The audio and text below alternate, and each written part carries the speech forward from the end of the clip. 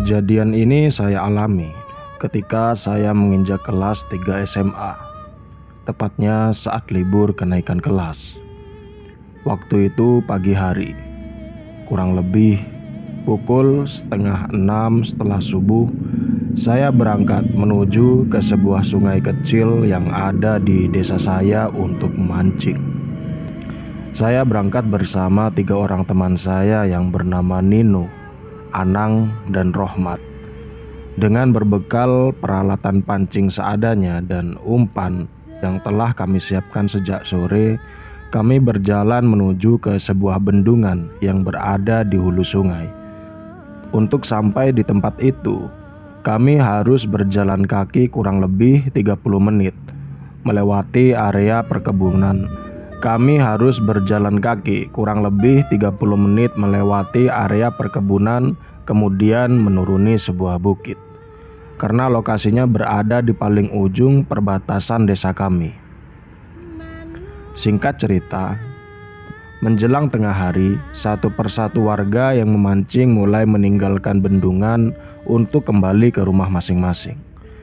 Tinggal saya, teman-teman, dan beberapa orang pemancing lain yang masih betah bertahan di bawah terik matahari yang mulai menyengat. Semakin siang ikan mulai susah didapat. Lalu Rohmat mengajak saya dan 2 teman lainnya untuk berenang di hilir sungai. Kami pun setuju. Lalu kami membereskan peralatan pancing yang kami bawa, kemudian mulai berjalan ke hilir sungai melewati jalan setapak yang berada di tepian sungai. Beberapa saat kemudian, kami tiba di hilir sungai tempat kami akan berenang. Kami segera melepas baju, kemudian menyeburkan diri ke dalam air. Segarnya air sungai yang dingin membuat kami terlalu asik berenang, hingga suara azan zuhur di kejauhan terdengar memberi tanda agar kami segera naik. Kami pun segera menepi sesaat setelah mendengar adzan. Lalu kami kembali memakai baju, setelah itu mulai berjalan pulang. Di perjalanan pulang saat menaiki bukit, kami berjumpa dengan seorang kakek tua yang berjalan tertatih memanggul sebuah karung berisi rumput. Karena kasihan, saya pun menawarkan diri untuk membawakan karung tersebut sampai ke atas. Kemudian kakek itu memberikan karungnya ke saya sambil berkata, "Makasih ya nak." Saya hanya mengangguk sambil tersenyum. Kemudian kami kembali melanjutkan perjalanan. Sesampainya di atas, saya bertanya kepada kakek. Kemudian beliau menjawab dengan menyebutkan sebuah nama kampung yang berada di wilayah desa sebelah. Mendengar jawaban beliau, saya mengajak teman-teman untuk mengantar beliau sampai ke rumah.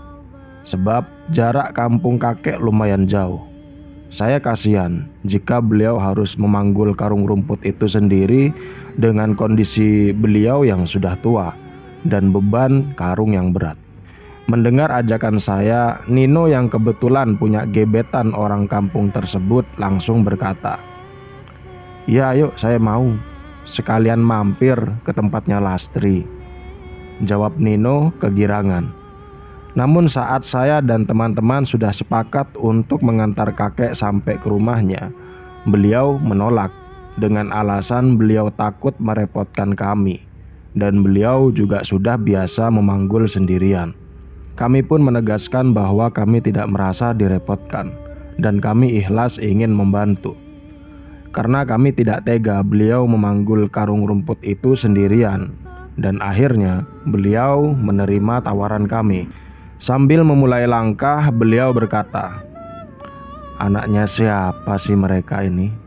Anak-anak muda kok baik sekali, tidak seperti anak yang lain," kata beliau memuji sikap kami.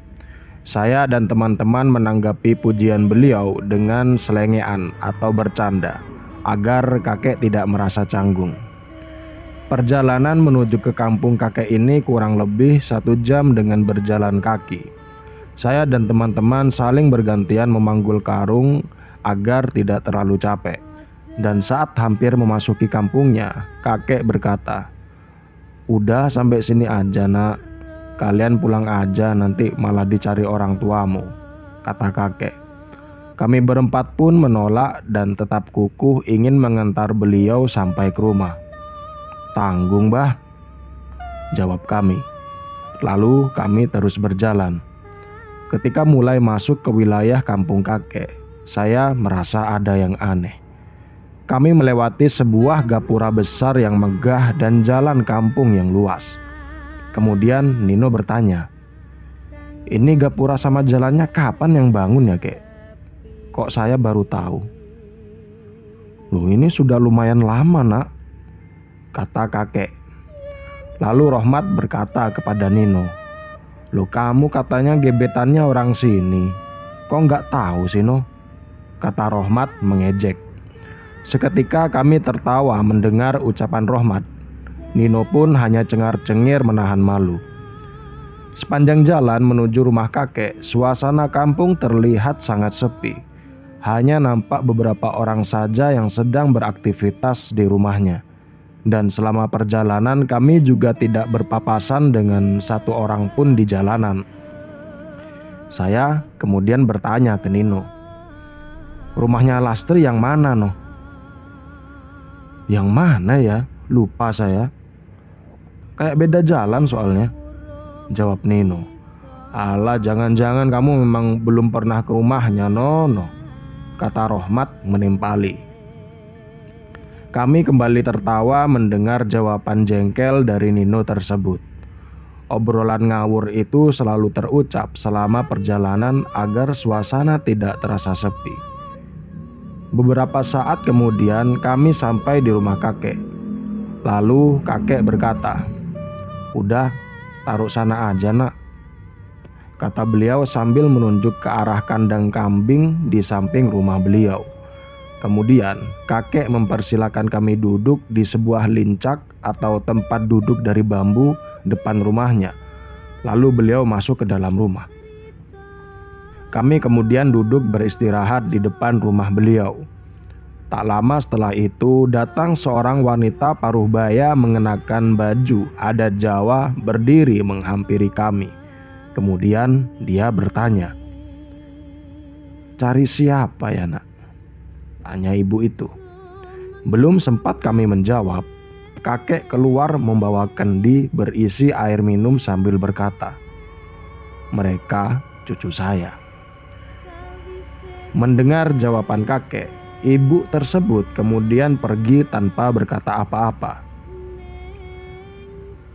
Sesaat setelah ibu itu pergi, kakek menuangkan air minum untuk kami sambil berkata, "Kakek punyanya cuma ini.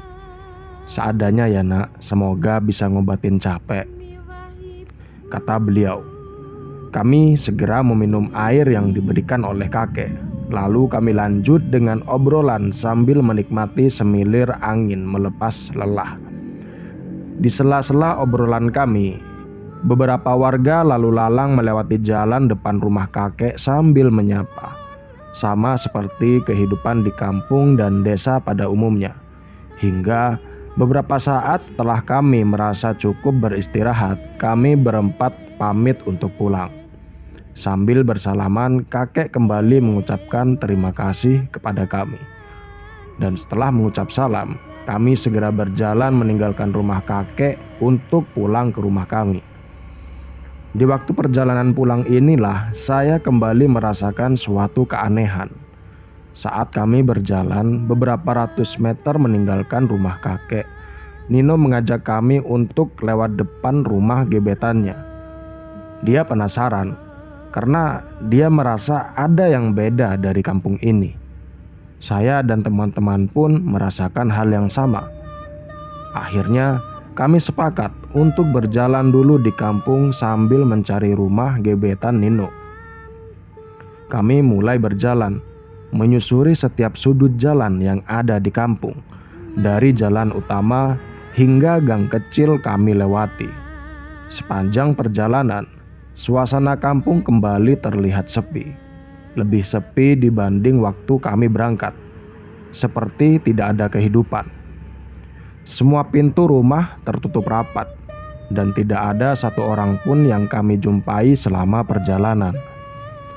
Hanya terlihat kepulan asap sisa bakaran sampah dedaunan yang berada di beberapa sudut rumah yang kami temui.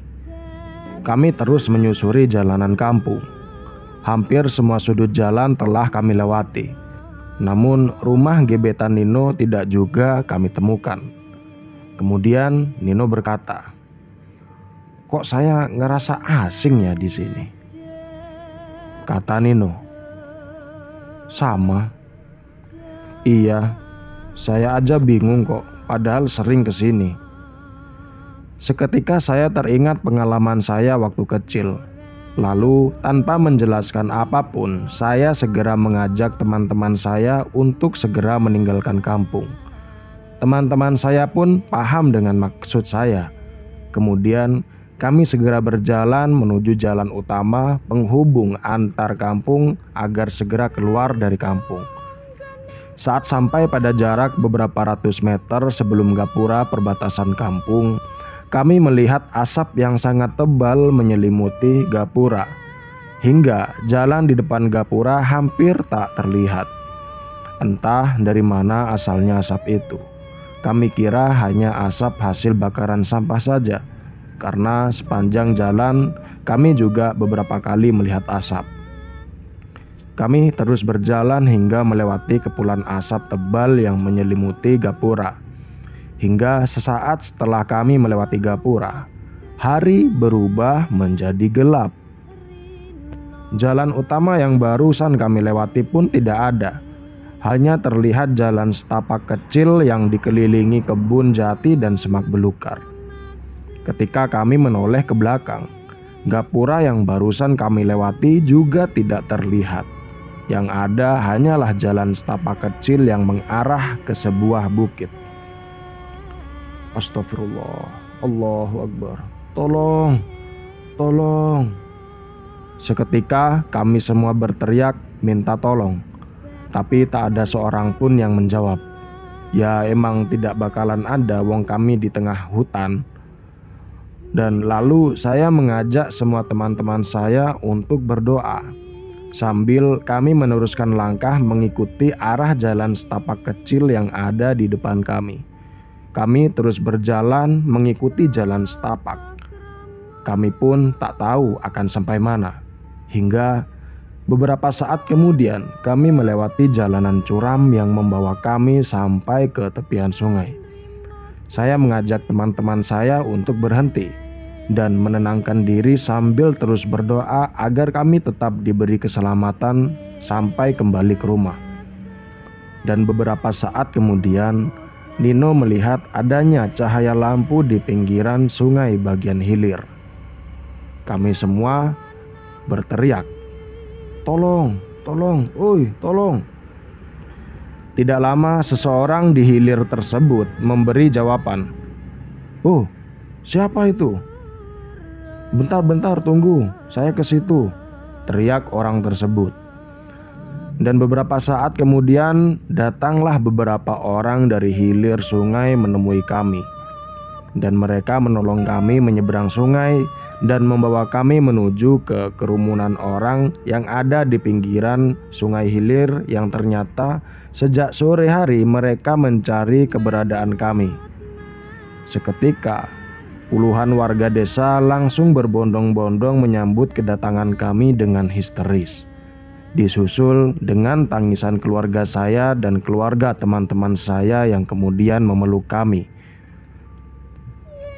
Lalu terdengar lantunan suara adzan dari salah satu tetua adat di desa kami, dan dilanjut dengan sujud syukur semua kepada Gusti Yang Maha Kuasa atas ditemukannya kami dalam keadaan selamat dan bisa berkumpul kembali dengan keluarga.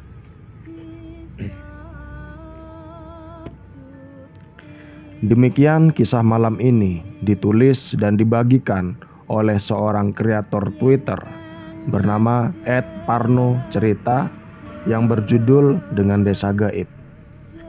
Terima kasih untuk kamu yang sudah mendengarkan cerita ini sampai selesai. Dan saya minta maaf apabila dalam sajian cerita ini ada tutur kata yang tidak enak di hati kalian. Saya Udin dari Sendirian YouTube Channel.